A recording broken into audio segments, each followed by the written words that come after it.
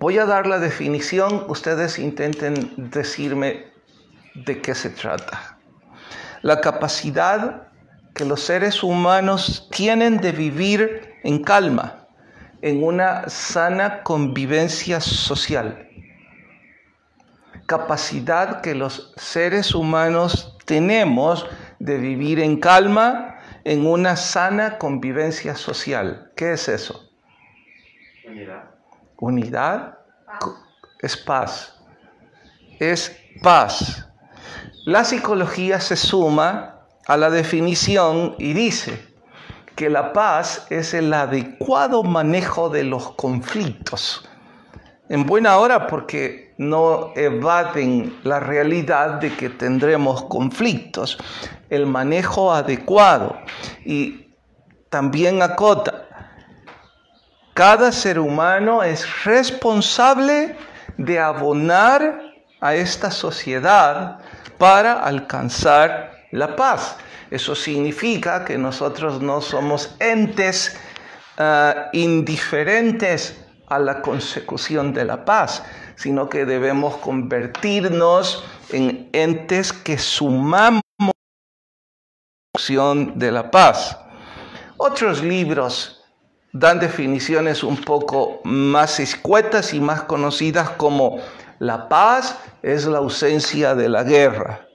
La paz es un estado de tranquilidad y de quietud. Voy a hacer pausa ya a las definiciones que a mi gusto bien están. Para preguntarles, ¿piensan ustedes que hay paz en este planeta? ¿No? Y hoy por hoy, en medio de la pandemia, ¿hago bien en decir que es lo que este planeta más ha perdido? La capacidad de vivir con calma. Hemos encontrado en medio de la dificultad o del conflicto el adecuado manejo de este problema. Ni remotamente. Diría, ¿cómo puede vivir en paz un mundo en donde ni siquiera marido y mujer pueden ponerse de acuerdo para el bienestar de sus hijos? ¿Cómo puede haber paz en un mundo en donde nuestro egoísmo, que con frecuencia nos gusta llamarlo mis derechos, están por encima del bienestar de los que están a mi alrededor? Como simple prueba cito, y diría contundente e irrefutable. Juzgamos a los políticos de cualesquiera colores o países del mundo de que no son capaces de ponerse de acuerdo y tomar decisiones para que los pueblos vivamos en paz. Les pregunto a todos los que juzgan, ¿con qué derecho lo hacemos cuando nosotros no somos capaces de tomar decisiones en nuestra casa, en nuestro trabajo y con nuestra familia para nosotros empezar la paz en el hogar? Si no somos capaces de tomar decisiones, 2 personas o 4 en una familia o 10 en un lugar de trabajo, ¿por qué juzgamos a los políticos que tienen que tomar decisiones para miles? Porque nos encanta juzgarlos, y no estoy diciendo que están haciendo bien, ni unos ni otros. Solo dije un pequeño ejemplo. La pregunta aquí es, ¿qué es lo que nos arrebata la paz? ¿Qué es lo que nos la roba? ¿Qué es lo que nos la quita? ¿Cómo podemos encaminarnos en busca de ella? Porque todos la deseamos. Bueno, hoy veremos eso y más en el estudio del primogénito de Jacob, porque descubrirán que éste perdió los privilegios de su primogenitura porque había perdido la paz. Si usamos algunos de los conceptos que antes cité, la guerra es la ausencia de la paz. Entonces, si él no tenía paz, lo que tenía era guerra en su corazón. Definitivamente así fue. Y esto es lo que le llevó a cantidad de frustraciones. Eso y más vamos a estudiar en el capítulo de hoy titulado Ladrones que nos roban la paz. La idea no es identificar los ladrones. La idea es sacarlos de nuestras vidas. Capítulo 5, primer libro de Crónicas, vamos apenas a un versículo. Primer libro de Crónicas, capítulo 5, versículo 1.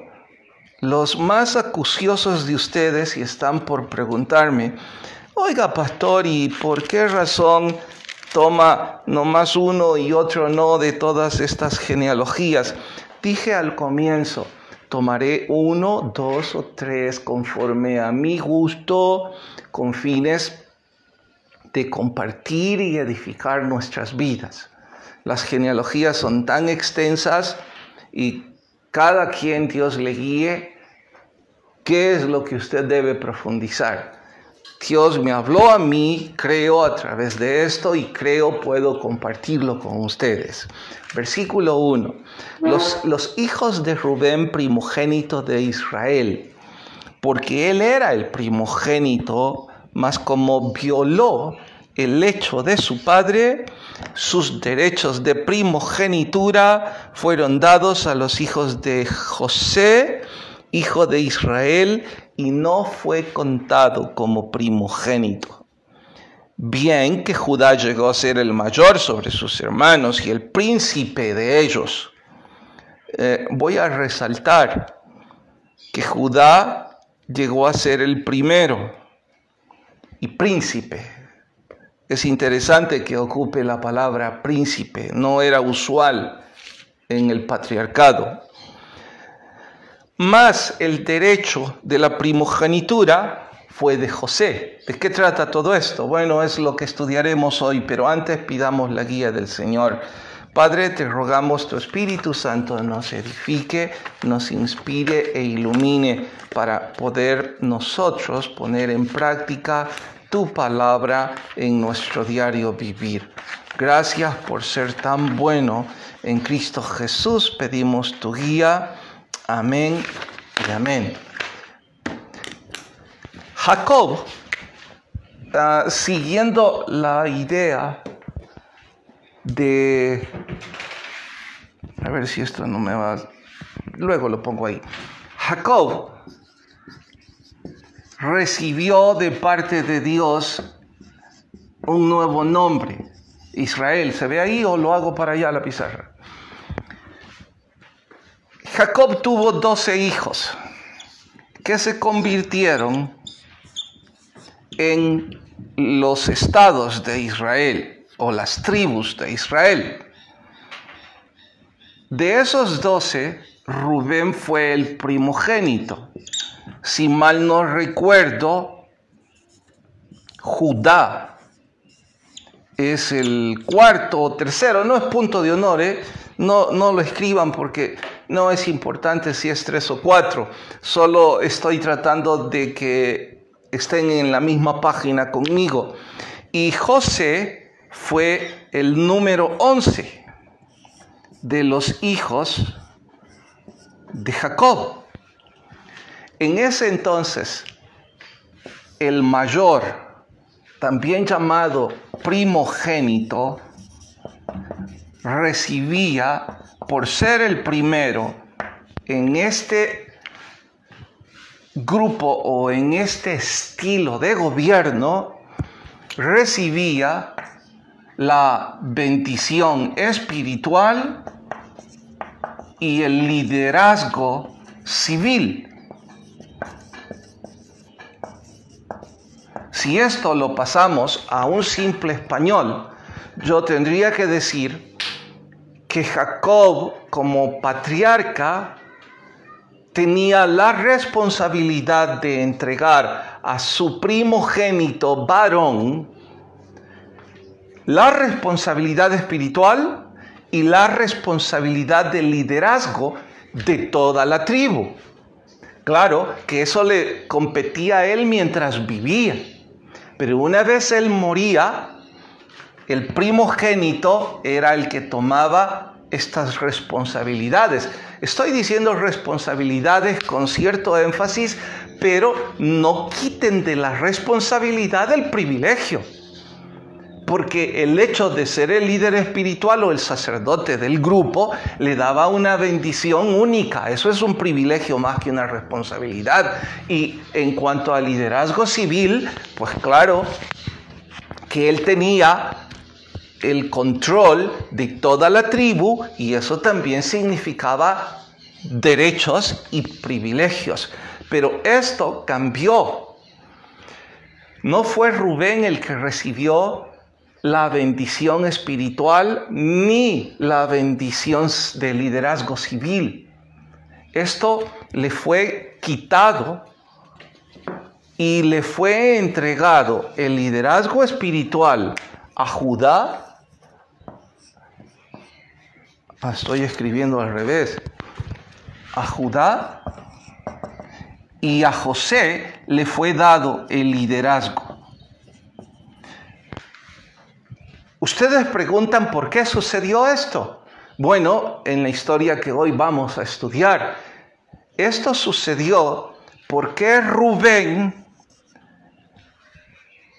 lleno de enojo, lleno de resentimiento, lleno de ira, de rebelión y de lujuria contra su papá, decidió usurpar el privilegio. Oiga, Rubén decidió usurpar ambos privilegios cuando aún Jacob vivía. ¿Cómo hizo eso? Bueno, Rubén se acostó con una de las mujeres de su padre. Y no me pregunte, pero vamos, ¿cómo es que tenía varias mujeres Jacob? Ese era pecado aparte del padre que tampoco ahora lo vamos a estudiar. Solo vamos a recalcar que Rubén decidió acostarse con una de las amantes de su padre. Eso, en este estilo de gobierno, no era un simple enredo sexual o un desenfreno o un crimen pasional, como equivocadamente a veces los predicadores lo pintan. Esto era literalmente la usurpación de derechos del jefe patriarcal. Y en sentido espiritual, esto era una profanación. Si alguien piensa, pastor, esa es su interpretación, que aunque no parece alejada de la verdad, interpretación excluyente, se equivoca. Ustedes conocen bastante bien otra historia de usurpación a través de acostarse con las mujeres de su padre. ¿Alguien quiere recordar de quién estoy hablando? ¿No? ¿Nadie recuerda eso? Absalón. ¿Recuerdan? En la terraza decidió tener relaciones sexuales con las amantes de su padre. ¿Sí recuerdan eso? ¿No lo recuerdan? Wow. Bueno, está ahí. Y eso lo hizo cuando ya había usurpado el trono. Eso significaba que era el reclamo oficial de los derechos del trono. Así es que, por supuesto que también era una profanación. En la historia de Absalón, que no nos atañe ahora, David no hizo nada y por otras razones, pero la historia que nos atañe ahora, que es la de Jacob, debo decir que Jacob tampoco hizo nada. ¿Que por qué en este caso? Ya sabemos, Jacob fue un padre ausente, cerró su boca. Pero cuando llegó el momento de dar la bendición y de dar los derechos de la primogenitura, fue el momento en donde sí fue un padre presente. En ese momento, él sí dijo que la herencia civil le correspondía a José y que la herencia espiritual le correspondería a Judá. Puedo extenderme y explicarles el porqué a José y el porqué a Judá, pero no es tema para nuestro asunto de hoy. Ahora nos debemos quedar con Rubén. ¿Por qué nos debemos quedar con Rubén? Porque una vez más viene la pregunta. Oiga, ¿por qué Rubén decide usurpar los derechos del patriarcado? Dije antes, no fue por pasión. ¿Cuántas mujeres debió tener acceso Rubén? No podemos siquiera imaginarlo. Había mucho más que eso. Al revisar la historia descubrimos, y aunque el libro no registra puntualmente lo que había en su corazón, insisto, ¿y cómo no deducir el resentimiento y el enojo por los sonados adulterios de su padre? Él sabía que él no era el hijo amado de Jacob. Se supone que no estoy diciendo que el segundo o tercero o cuarto hijo no es amado por su padre, pero en toda historia, el primer hijo es el soñado por su padre. Es convertirse en papá por primera vez. Todo eso tiene una cantidad de cosas, especialmente en este contexto. Rubén sabía que no era eso. Rubén sabía que su padre no amaba a su mamá, que la usaba como un objeto sexual. No voy a profundizar en toda esa historia. Rubén sabía que su papá, además de esa mujer, tenía otras mujeres. Sabía que tenía más hermanastros y, lo que es peor, Rubén sabía que el amor de Jacob era por José. ¿Cómo no iba a haber enojo en su corazón? No lo estoy justificando, solo estoy diciendo que su corazón estaba lleno de enojo, lleno de ira. Él había perdido la paz, qué sé yo, ¿desde qué edad? Probablemente desde que nació José. Sumado a eso, rebelión, desobediencia, ira, y puedo decir, sin ser académico, que la lujuria fue un simple escapismo para manifestar todo lo que le había robado la paz. Voy a vengarme, papá. No voy a esperar que muras. No voy a esperar que en vida le entregues el patriarcado a José. Antes que se te ocurra cualquier necedad, este es mi derecho y lo voy a reclamar. Y que todos sepan que tus mujeres son mías. Y ya dije, la ausencia de Jacob, no hacer ni decir nada. Bueno, voy a dejar aquí la historia, porque creo que al igual que Rubén, nosotros tenemos ladrones que nos asedian y que nos roban la paz y que nos hacen cometer graves estupideces como las que cometió Rubén. Tal vez ni cuenta nos hemos dado. Hoy por hoy solo decimos no tengo paz. Pero debemos preguntarnos qué nos robó esa paz. Entonces ahora vamos a identificar 2 o 3 ladrones que nos roban la paz. ¿Para qué? Para saber que ellos son nuestros enemigos y que si nosotros les abrimos la puerta de nuestra casa, la puerta de nuestro corazón, nos van a empujar a hacer estupideces. Sin dejar de mencionar que ellos son los que nos roban la paz, ellos son los que no nos dejan dormir, ellos son los que nos propinan miedo. Ellos son los que hacen que no disfrutemos esta vida. Pero no nos hemos dado cuenta que ellos son los ladrones.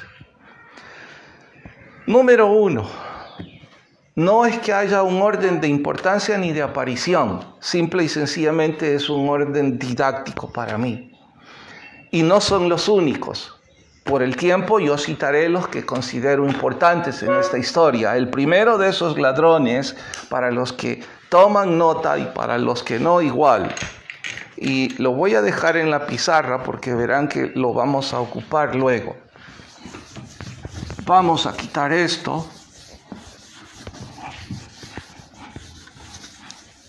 Ahora, no piense que al perder la primogenitura perdió poca cosa. Rubén, perdió el privilegio de que de sus lomos viniera el Hijo de Dios. Vaya que debe ser arrepentido, ¿no? En cuanto al liderazgo civil, ¿cuántos derechos y privilegios echó a perder por haber dejado que estos ladrones robaran su paz? Ladrones. Número 1, lujuria. La lujuria es el primer ladrón que robó la paz de Rubén.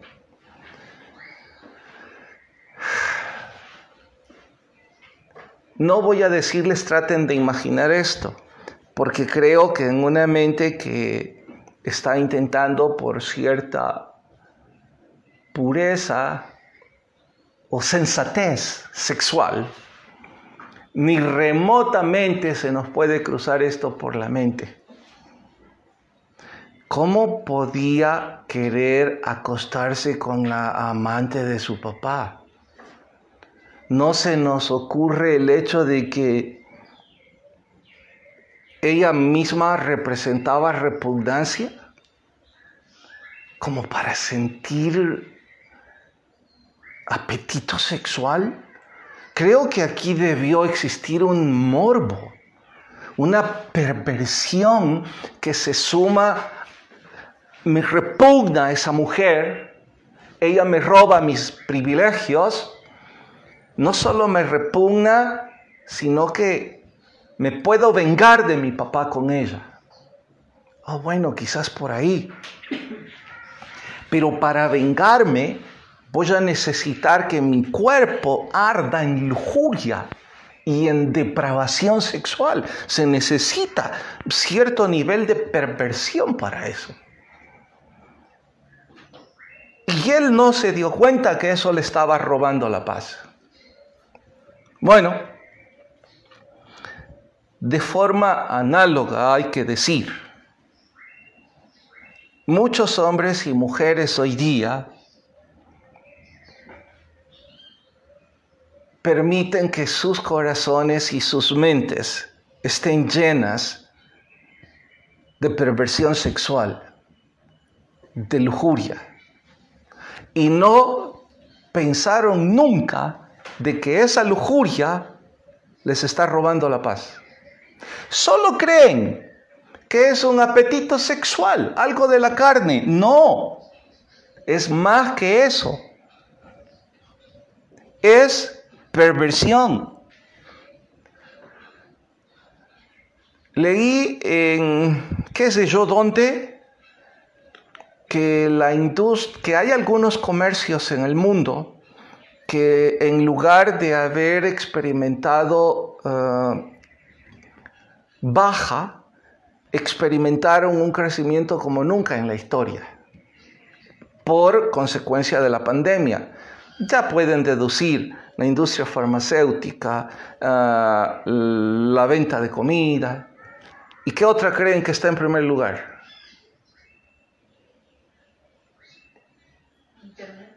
Obviamente, Internet. Internet está vendiendo tanto porque nunca antes hubo tanta gente conectada simultáneamente en el mundo. Todo lo que gira alrededor de negocio virtual, tuvo unos picos o lo sigue teniendo como nunca. La mejor prueba es que ahora nuestra iglesia está conectada a Internet. Bueno, entre los programas que son de mayor rating en el mundo. Por supuesto que pornografía ocupa el primero. Que nunca antes en la historia de la humanidad este planeta vio tanta pornografía como en la cuarentena. Nunca antes. Y escuche los rubros que esa estadística decía que más consultaron, que son los que a mí me sorprendieron. Abuso sexual infantil y sodomía. Es decir, la pornografía que el mundo más consultó mientras no trabajó fue el abuso sexual a los niños y el sexo con animales. Había un poco también de, olvido el sexo con cadáveres. Necrofilia. Necrofilia creo que es. No, no es eso. ¿O sí? Eso es. Eso estaba por ahí, pero no tanto. Cuando yo veo abuso sexual a niños y sexo con animales, díganme si yo soy un alarmista. ¿No les parece que este mundo llegó al colmo de la perversión y de la depravación? La lujuria está llegando a niveles inimaginables. Si lo que más consultaron fue el sexo con niños, Dios nos guarde durante esos 3 meses en el mundo, porque fue en el mundo que hubo encierro. No quiero saber qué hicieron con esos niños. Asusta pensarlo.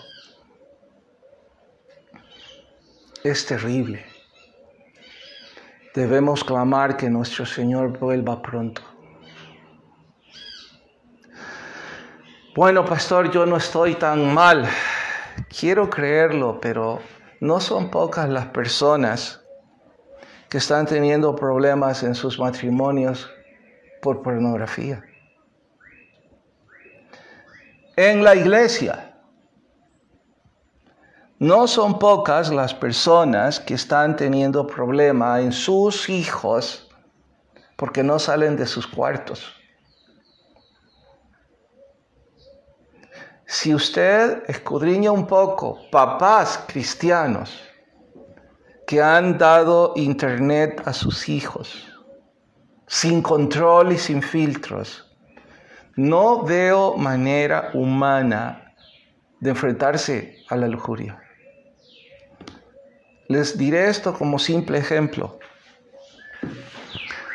Con esto de predicar más, los que conocen me dijeron, pastor, debe abrir Instagram, debe abrir Twitter, debe abrir su Facebook, debe abrir... ¿Qué más me dijiste? Y no sé qué otras cosas. ¿Qué? Spotify. Yo sonreí y le dije, mira, estoy cansado con toda la basura que Facebook pone. ¿Me va a llegar más de todo esto? Sonrió y dijo, no, debe administrarlo, debe manejarlo de esta forma. Yo nunca he puesto esas cosas, pero llegan a cada rato ventanas de perversión sexual. Pido una película, ¡pum!, llega. Estoy en Netflix, hay que estar con Génesis. Mi hija tenemos tanta precaución y nos asusta porque tantas palabras sucias, aún en películas que parecen inocentes, tanto homosexualismo. Y yo me pregunto, ¿cómo va a ser un adolescente solo en su cuarto cuando le llega todo eso para refrenarse y decir, no, estoy hablando de un muchacho de 15 años o 16 o 17 y llegó una mujer semidesnuda como una ventana aleatoria a su internet? ¿Tienen esos jóvenes la fortaleza espiritual como para decir, no voy a ver esto? Quiero creer que sí. Pero esto es una guerra. Y Satanás está a través de la lujuria quitándonos la paz en la relación con nuestros hijos. Allí es donde nuestros hijos y donde nuestra juventud están aprendiendo cómo vengarse de sus padres, como Rubén aprendió. O viceversa, en donde papá y mamá están aprendiendo cómo distanciarse cada vez más.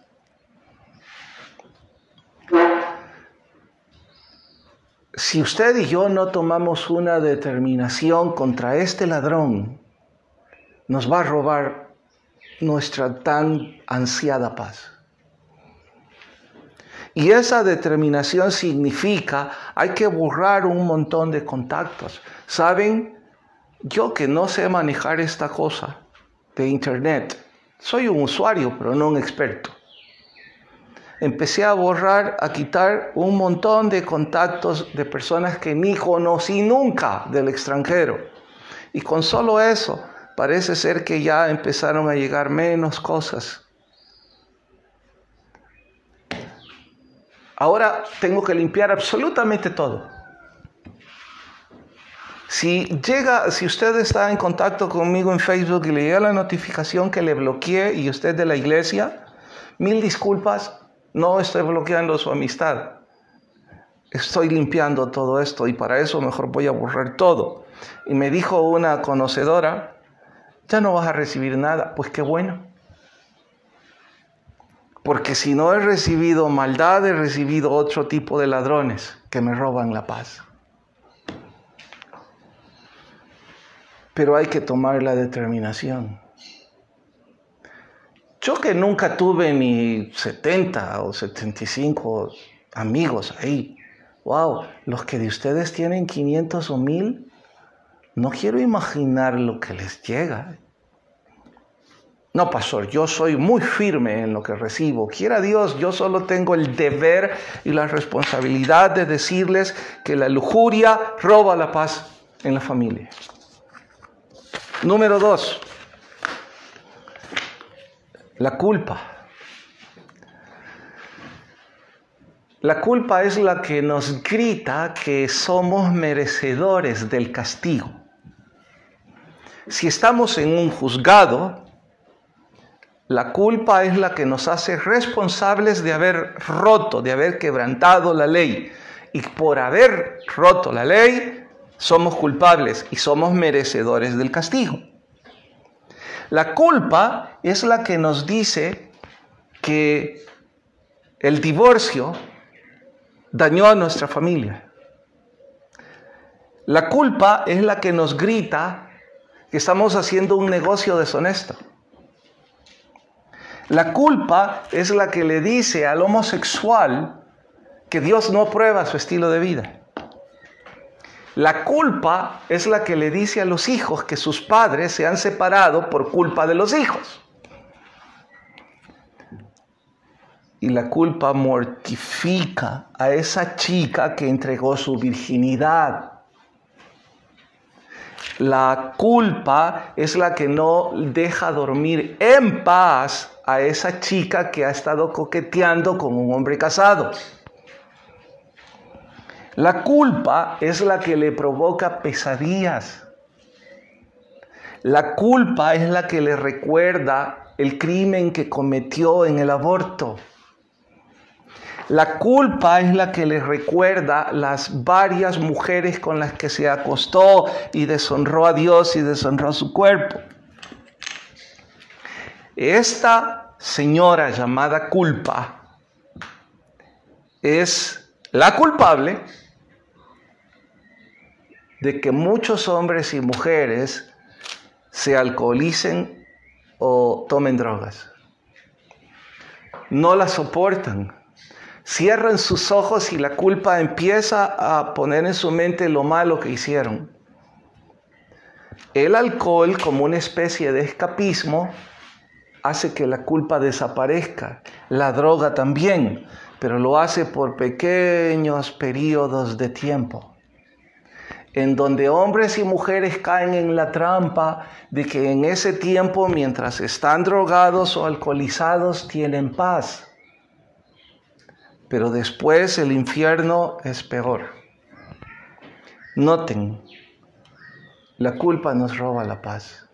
Oiga, pastor, en la lujuria sé cómo empezar a luchar contra ella, pero la culpa, ¿cómo lucho contra ella? Eso después, que de hecho diría yo que es lo más importante.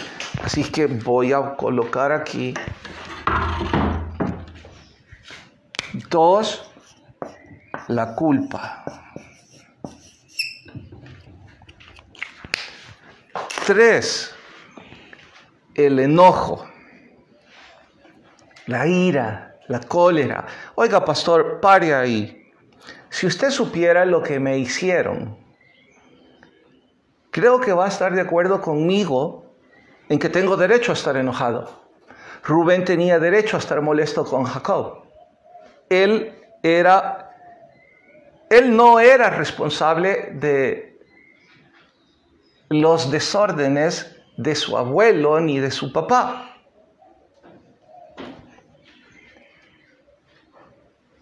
Él tenía toda la razón de sentirse discriminado. Así es que si usted supiera el abuso que se cometió contra mí cuando era una niña o un niño, si usted supiera lo que mi esposo ha hecho, si usted supiera el abuso en mi trabajo, tendría que decirme, hermano, hermana, tiene razón de estar lleno de ira.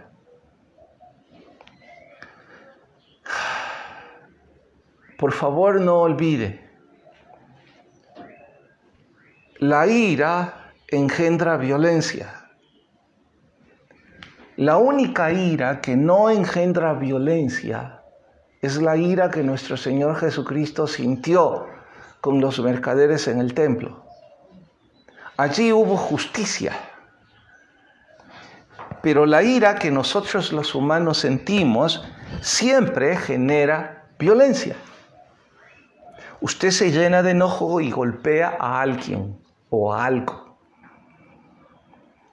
Ahora hay algo que usted sabe de sobra. ¿Qué provoca la violencia? ¿Qué provoca violencia? ¿Qué sigue después de la violencia? Más violencia. La violencia engendra violencia. Rubén, enojado por los abusos, quiso usurpar el control, pero lo único que consiguió fue más abuso. Porque violencia engendra violencia. Una respuesta o un discurso incendiario, ¿sabe qué es lo único que provoca?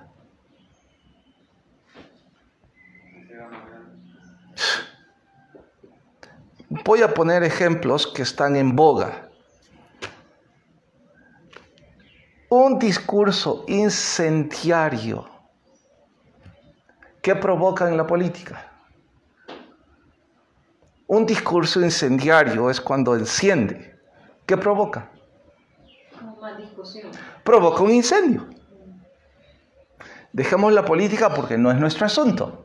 En lugar de juzgarlos, juzguémonos nosotros mismos. Solo lo puse como un ejemplo para que lo asocien fácilmente. Ahora les pregunto, ¿qué provoca una respuesta o un discurso incendiario en la casa? Un incendio.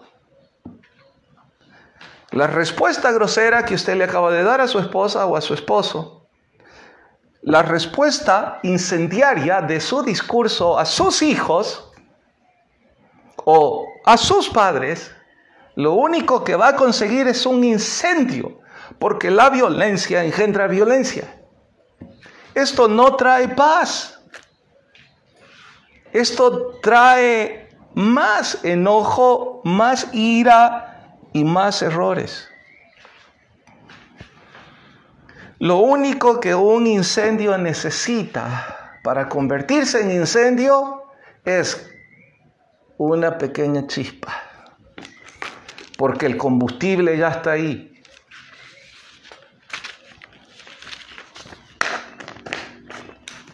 El enojo y la ira es un ladrón que nos quita la paz.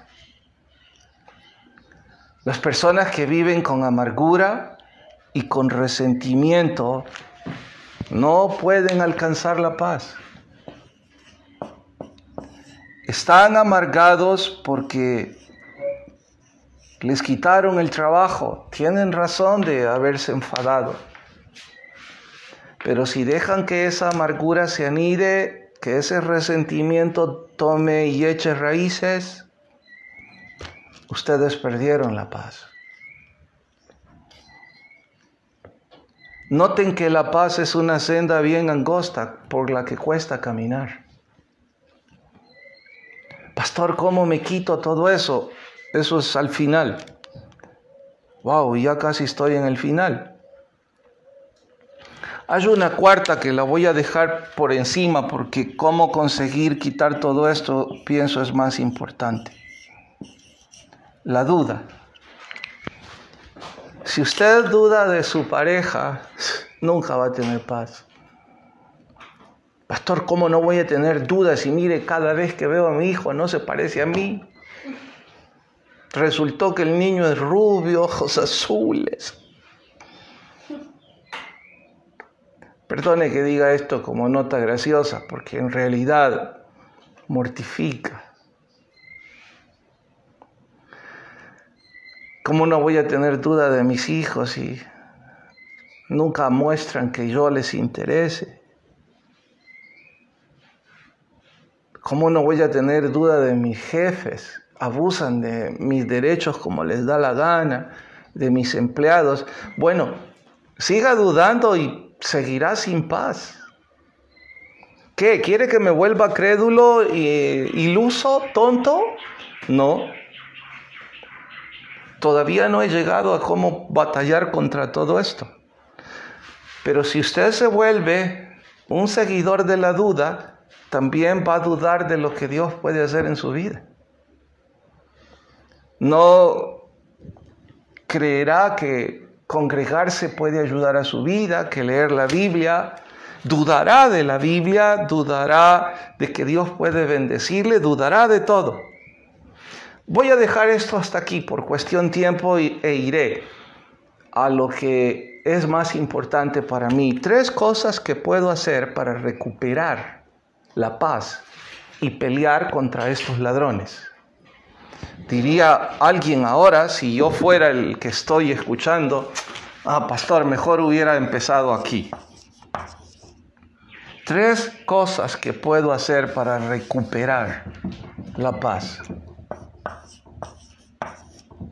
y pelear contra esos ladrones. Número 1, voy a ponerlo en mayúscula porque es punto de honor. Creer que Dios tiene el control. Si Rubén hubiese creído que Dios tenía el control de los errores de su padre, no se habría acostado con la amante de su padre. Y yo no puedo decir qué habría pasado en la historia, si él habría sido el padre del linaje mesiánico o no, pero sí puedo decir que no hubiera perdido la paz si hubiera creído que Dios tiene el control. Si usted y yo creemos que Dios tiene el control de lo que está pasando a nuestro alrededor, la paz vendrá. Y yo no estoy diciendo que sintamos que Dios tiene el control, porque ¿cómo puedo yo sentir que Dios tiene el control con toda la lujuria que Internet transmite o con toda la culpa que siento por lo que hice? O aquí en la tercera, ¿qué debía haber puesto? Y puse paz, enojo. ¿Por qué no me corrigieron? Saben, los que están aquí están dormidos. Ojalá los que están en internet no.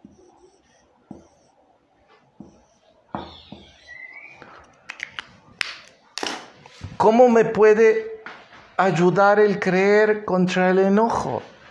Estoy enojado porque abusaron contra mí. En el trabajo. Me quitaron el trabajo. Pero si creo que Dios está en control, no me va a empujar a hacer una estupidez mi enojo. Si yo creo, la duda desaparece. Yo no les estoy invitando a que sientan nada. La Biblia nos está diciendo que creamos que Dios tiene el control. No vivimos por emociones, vivimos por fe.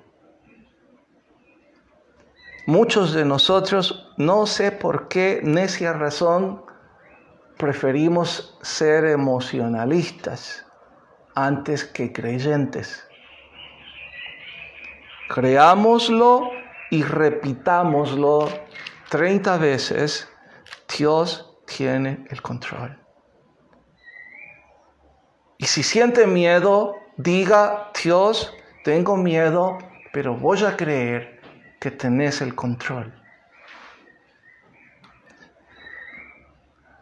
La oferta de Dios de darnos paz es real si estamos dispuestos a aceptarla. Que esta es la segunda cosa.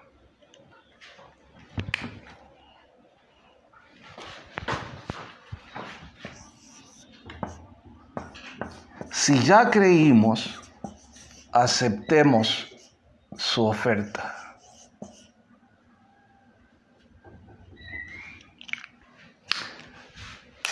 Si creemos su oferta, no tendríamos que buscar la lujuria para encontrar placer. Porque diríamos: bueno, creo que Dios tiene el control y que entonces voy a aceptar que Él me va a dar placer sin necesidad de esto. Si creemos que Dios nos ha perdonado, vamos a aceptar su perdón y la culpa va a empezar a mitigarse. Si aceptamos que Él tiene el control, aun cuando estemos enojados, no vamos a querer hacer nada, porque diremos: Dios se encargará de eso. No terminaremos haciendo una estupidez. La duda ya no podrá hacernos daño. ¿Cómo puedo yo aceptar?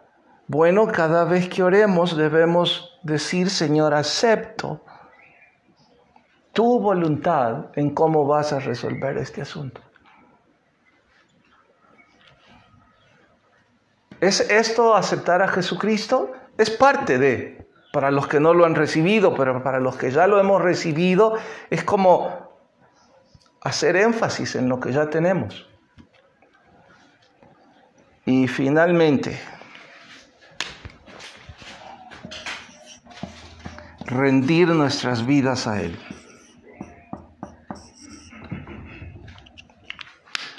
A ver si me he dado a entender.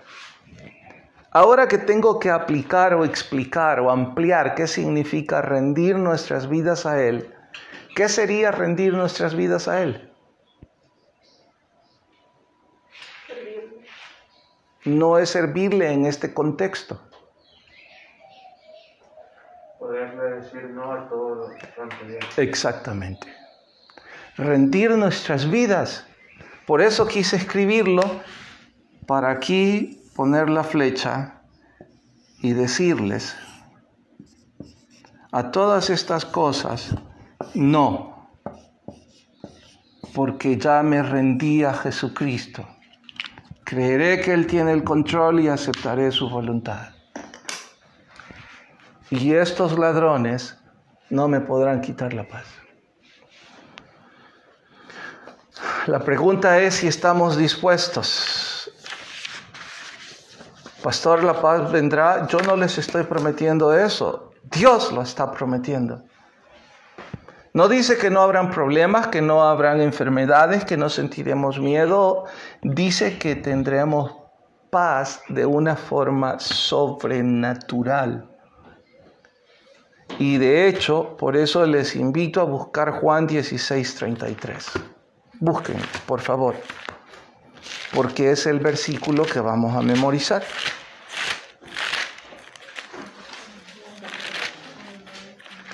Juan capítulo 16. Quizá algunos lo saben ya de memoria.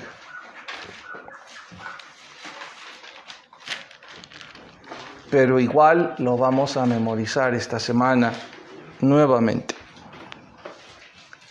¿Lo hallaron? Juan capítulo 16, vamos al verso 33. Y dice: estas cosas os he hablado para que en mí tengáis paz. En el mundo tendréis aflicción, pero confiad, yo he vencido al mundo. Y si necesitan un poco más para tener paz, pueden leer desde el verso 25, que desde el 16 habla de que la tristeza se convertirá en gozo y de que Él ha vencido al mundo.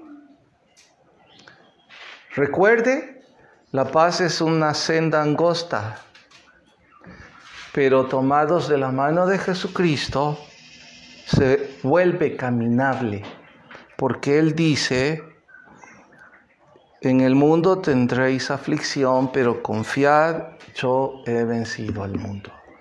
Y esto nos lo ha dicho para que en Él tengamos paz. Oremos.